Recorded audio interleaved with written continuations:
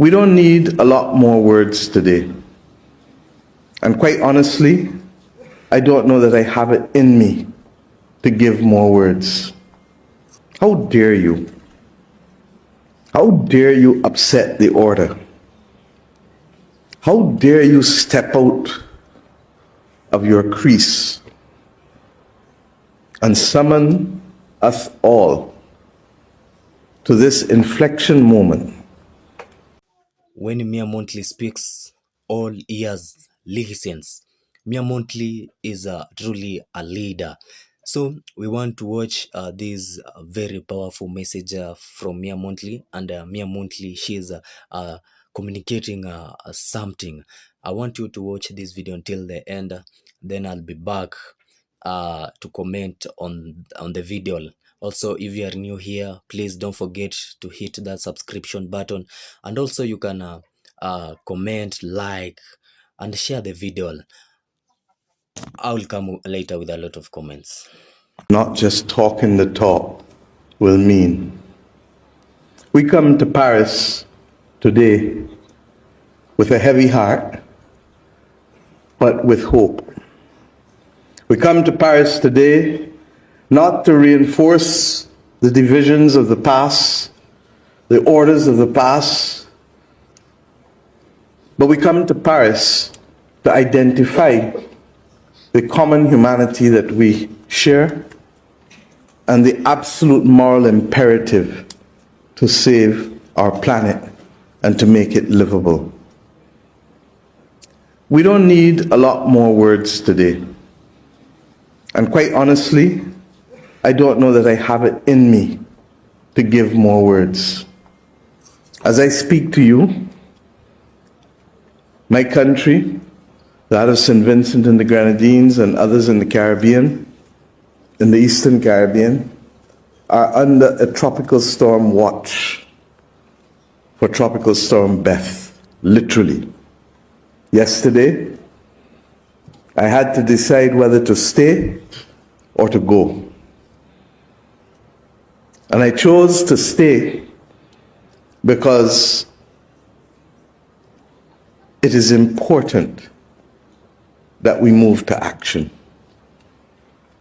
Behind Tropical Storm Beth is another system. And hence, this is our new reality. We have heard this morning from Vanessa. We've heard from the economists. We've heard from the president of Niger.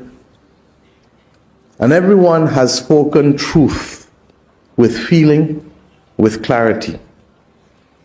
And Emmanuel, I've left you for last because privately I call this the How Dare You Summit. How dare you? How dare you upset the order?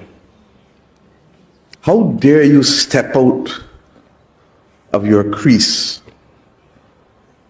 and summon us all to this inflection moment that will determine whether we will have the capacity and the will to bring pace and scope to the problem. I can tell you that there has been movement. Yes, 9 months ago, no one was speaking about natural disaster clauses.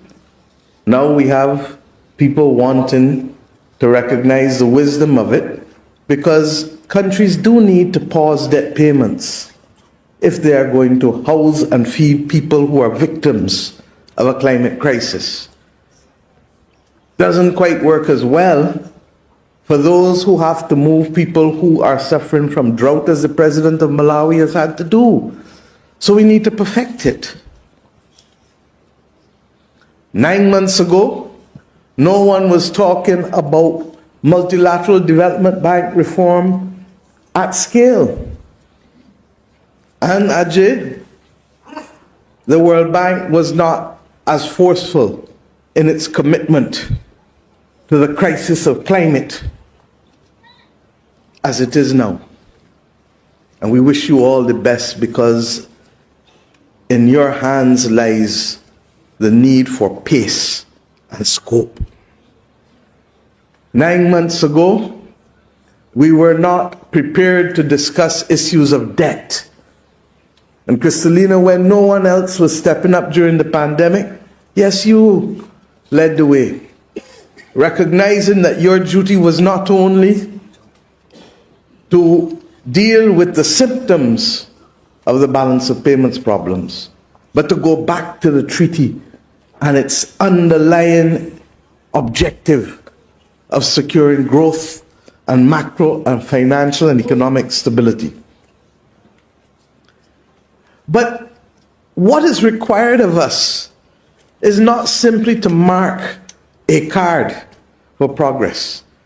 As we heard from Vanessa, what is required of us now is absolute transformation and not reform of our institutions. And that transformation is required because while the world knew since the 1890s that we were facing the warming of the climate, we chose not to heed the advice of scientists. And that which could have been done in more than a century is now being reduced to be done in less than a decade.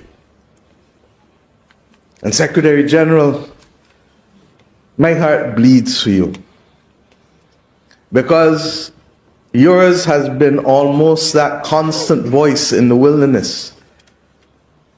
But I say to you that it has not been in vain.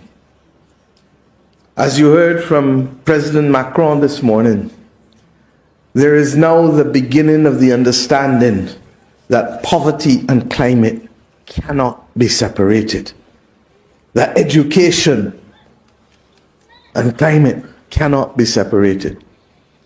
And later today we will go into the details of what that action must look like, much of which we have put in the Bridgetown Initiative, not because we believe we have the answers alone, but simply because we had the will to pull people together and say, let us discuss these issues and let us make enough noise consistently to command the attention of those who must speak and who must act. I ask us today not to leave Paris without understanding that the bolstering of the political ambition that is required must secure transformation and not reform. And I ask us to ensure that those of us who are heads of government and heads of state recognize that the world cannot continue in the shadow of an old imperial order that does not see countries, does not feel countries, does not hear countries, and worse, does not see, feel, or hear people. I ask us today to recognize that we cannot come to Paris but let our directors go back to the IMF or the World Bank and it be business as usual. They do not act in their own interests. They act on behalf of our sovereign states. And that is why we speak not only to the need for money, we speak to the need for the reform of the governance systems. Because when these institutions were founded, our countries did not exist. And we speak for a complete transformation of securing the sources of capital, as unpopular as it might be to voice it. We do not ask for the bankruptcy of private companies. That's not our wish. But we do ask for everybody to share the burden so that we can share the bounty. And it therefore means that simply relying and holding only governments accountable has run its course. And what is necessary now is for us to bring to the table also multinational corporations whose balance sheets dwarf more than 2/3 of the world's states. That is the world we have created out of the last century. And if we don't recognize that they cannot be left out of the equation, I'm coming. If they don't recognize that they cannot be left out of the equation, then we have no desire to solve the problem. And we thank philanthropy for what they do. But it can't only be what they like. It has to be what the world needs. And I hope that we leave Paris, therefore, not only secure in our determination to protect the planet, to protect the biodiversity, to protect people, but to recognize that if we do not act today at scale, with pace, we will not be able to get there in time to save more people. Let us, as the representatives of our people, at this most unique time in the history of civilization, not only do the right thing, but do it in time and do it for the right reasons. President, dear friends, we are one, and we come today as one human family, sharing one planet, intent on building together a common future based on shared hope, mutual interests, consciously working together to find common solutions. Our interconnectedness has long been recognized in spiritual traditions and practices around the world, and in the philosophy, the African philosophy of Ubuntu. Desmond Tutu explained that it is the expression that my humanity is bound up in yours. I am because you are, I am because we are. This interconnectedness compels us, as it did generations before us, to find the moral courage and take the decisive steps to end the horrors faced by humanity and to create new structures and new opportunity. Generations before us ended wars. They canceled debt. They dismantled slavery. They ended apartheid. They acted to stop genocide. They declared all people equal, and they gave women the vote, and they ended colonialism, and they built new nation states. They generated prosperity from deep poverty. I ask you today, will we summon the global moral strategic leadership necessary? I want to congratulate the Secretary General and his deputy and the team of ambassadors from Namibia and Germany who have led us safely to this pact over the course of the last 2 years of negotiations. My friends, we will not succeed in overcoming our existential challenges if we are not prepared to change the global governance structures that are rooted in the outcome of World War II and have become unsuited to today's world. The distrust in our institutions of governance, the mistrust between the governors and the governed, will continue to foster social alienation the world over at the very time that we need to find as many people as possible to shape a new world. Not governance, but people. This approach to governance reinforces the notion that it is acceptable to have first-class and second-class citizens, a notion that we all find, I hope, repugnant. The tentacles of power today remain almost as it was a century ago. If, my friends, we do not create the space and the new voices are not heard, we will not secure the transformation needed to save people and to save planet. What the world needs now is a reset.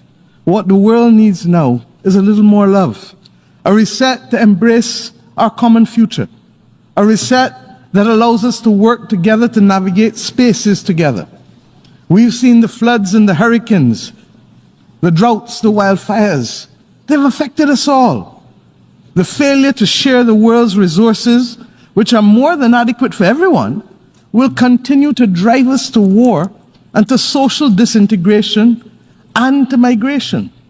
The absence of access to digital technologies and even basic electricity in Africa will condemn us to living in two separate worlds and may even, with AI, if unregulated, threaten completely the existence of human civilization as we know it. We know what the world needs, as I said. And what our people want to hear from us today is that we can overcome these challenges by working together, and that the visible actions that are necessary are being agreed today and tomorrow to secure the future in this pact. But our people know instinctively that this will only be talk unless there's a fundamental change in what we do and how we do it, in who is seen and heard in the corridors of decision making. And that is why we continue to propel the Bridgetown Initiative as a serious reform for changing the rules of the game, shock-proofing vulnerable economies, and indeed securing sufficient to have the SDGs and, of course, the climate crisis be confronted. Now is the time for us to choose hope and love over hate and division. We can change this global governance system. We can change the structure and focus of the international financial system. We can make both fit for purpose for the majority of world's people, not just a few. It doesn't require new technologies. It requires action and humanity, accepting that we are human together, that we are because of each other, and that we can, in this generation, secure the future of human progress. And I truly believe that we can, because we, the peoples of the world, have no other choice and no other planet on which to live. You cannot appreciate what we're going through if you don't have knowledge or people at the table for consultation. And very often people will make decisions, for example, that may affect small island developing states who constitute a quarter of the world's states without actually knowing the implications. Now, if you have someone at the table, what might be even an innocent decision, but loaded with awful consequences, you can stop ahead of the time, and you need to do it. Why? Because most small states don't have a buffer for error, don't have a buffer for benign neglect, and therefore changing the rules of the game to allow us to be seen and heard is absolutely critical, particularly given the multiplicity of challenges that we are facing. Most of these countries started without a development compact. They started having been the victims of the extraction of wealth for centuries. It therefore meant that you had undeveloped systems of education, undeveloped systems of healthcare, no housing, very limited capacity in terms of the treasury. And then you all of a sudden ask them to adjust to these multiplicity of global challenges, very little of which they've contributed to, and then say, go and incur more debt. And then when you do it, then you realize that I'm crowding out this fiscal space that I have for education, for healthcare. So we are being, as I've said over and over, victims twice, both in terms of the extraction of wealth for the Industrial Revolution, and then the double jeopardy comes because that same Industrial Revolution has put us on the front line of the climate crisis. Now, when you add to that the fact that the colonial structures and relationships of power were cemented in the context of the international institutions, be it the UN or the IFIs, that's the triple exposure to jeopardy, because it then means that you don't have the capacity to change the trajectory or to change the attitude of these institutions. How is it that quantitative easing is not recommended for countries across the world prior to COVID? But as soon as COVID comes, the G7 countries engage in the most massive exercise in quantitative easing known. How is it that we continue, and President Lula spoke about it yesterday in his address to the General Assembly, I've spoken about it over and over, that Ghana and other countries in Africa are borrowing at multiple rates of what European countries can borrow at, in circumstances where the needs are greater and in circumstances where there is no clear explanation. You can tell me about safe assets and you can give me all the technical language. But when all is said and done, there is a fundamental disparity. How is it that carbon market prices in Guyana are at $6 and $8 a ton, but in Europe in excess of $100 a ton? There is need for a fundamental reset first in terms of the need for equity and the removal of disparity of treatment. Then there is need to come now to the mechanics of how, that's why I asked you how frank do you want me to be. Frank. Then there is need to come now to the mechanics of what we must do, because we find ourselves in the world that we have, not the one that we want. So we have seen some improvements, and let us be fair, but the problem is that we're not seeing the speed and the scope of what we need to do. And if you ask me to be diverted, as my own country is, we got hit by Hurricane Beryl. We didn't get the humanitarian disaster that the Grenadines had or that Carriacou had, but my fishing industry was decimated, 90% of it.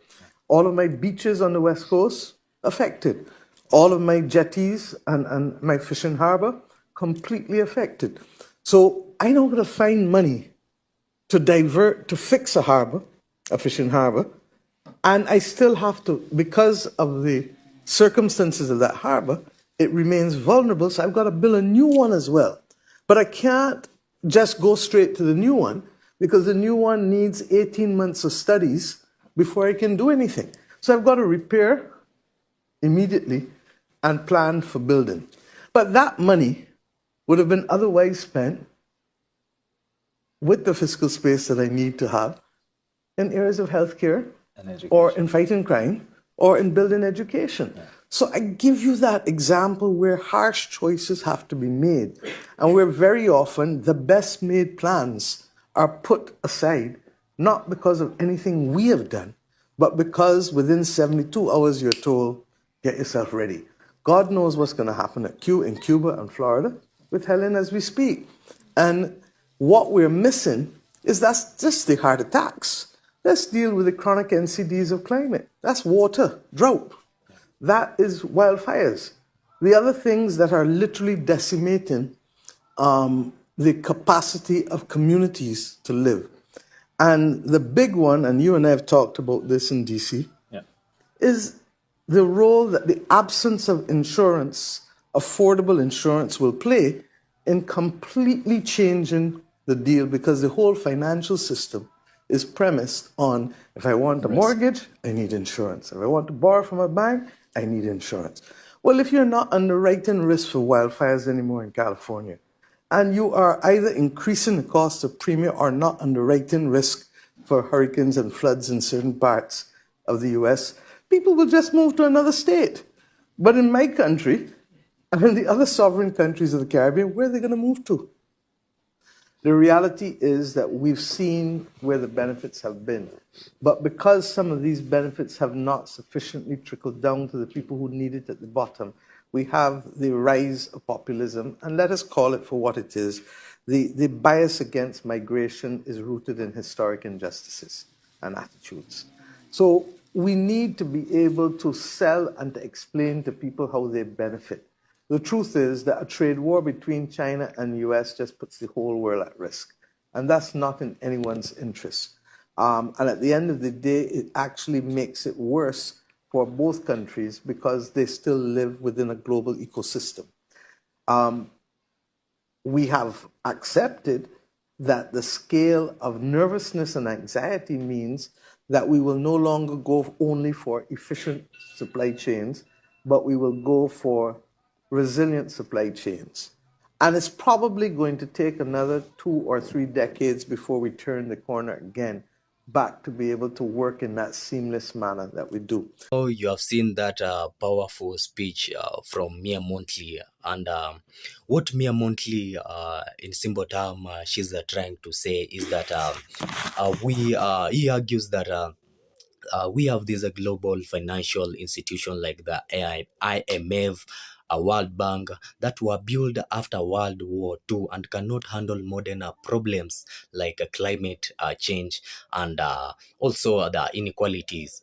So, in simpler terms, Mia Montley, what she's trying to imagine is that if you run a modern smartphone app, imagine you run a modern smartphone app on a computer from the 1940s, it is not going to work. Montley is saying that the world's biggest financial organizations are using an outdated operating system that wasn't designated to handle modern global emergencies.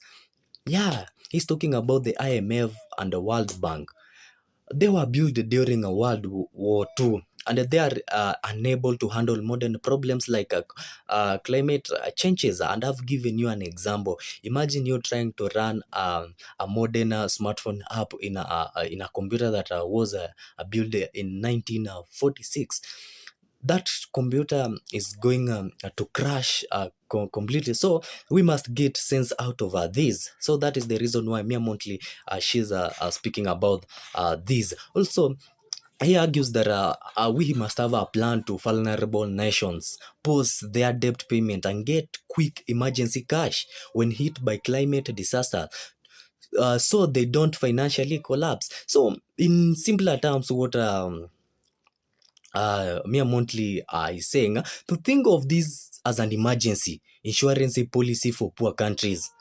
If a massive hurricane hits an island, this plan could let them hit a pause button on their bills and credit cards payments, while giving them instant emergency cash to rebuild without going completely bankrupt. That is what Mia Montley she is trying to say in simpler terms. Also, Mia Montley argues like small island nations like Barbados face double jeopardy. That is a risk. They are still recovering from historical or history. That is colonialism, while getting hit fast and hardest by climate changes, a problem they didn't even cause. It is caused by these people who are colonizers. So, in simple terms, also, what Mia Montley she's trying to say is that it's a double whammy of unfairness. These islands were historically stripped of their wealth, and now they are paying the highest price for pollution created by big wealthy countries. That is colonialism. That is colonialism. That's colonization that is going on happening in that country. Also, it is like having your house flooded because your neighbor let their house running, but you are the one stuck paying for the damages. Imagine, imagine you are owning your highland belongs to you. You know your island, it's your wealth. But now, again, you are the people now paying the highest price for pollution created by big wealthy countries. That is insane. So this is the reason why Mia Montley she's speaking out fearlessly. Also, we can say that. Mia Montley, she's arguing that small tweaks are not enough. We need a total transformation. Wealth nations and the mega corporations must share the financial burdens instead of forcing poor countries into deeper debts to survive.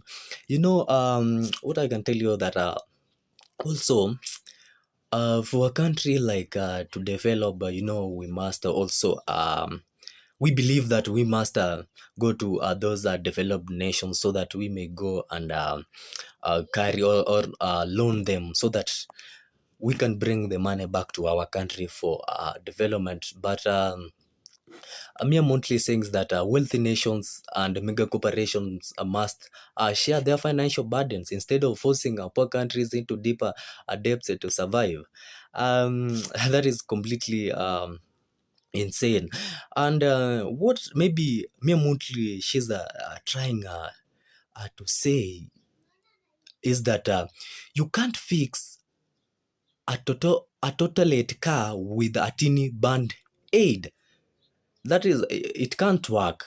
Montley is demanding that we completely rely the global rules so that the big corporations and rich countries who make the most money and produce the most pollution finally step up and pay their fair share of cleaning up costs. There's no way you can just come to other people's country, then you build a very big factory. Then that factory is the one that is polluting the environment. The smoke maybe coming from that factory. Then the people, they are being forced to pay the people, the indigenous people from that country. They're forced to pay for tax or to pay for that pollution. That is completely insane. So we have seen the kind of issues that Mia Monthly she's raising.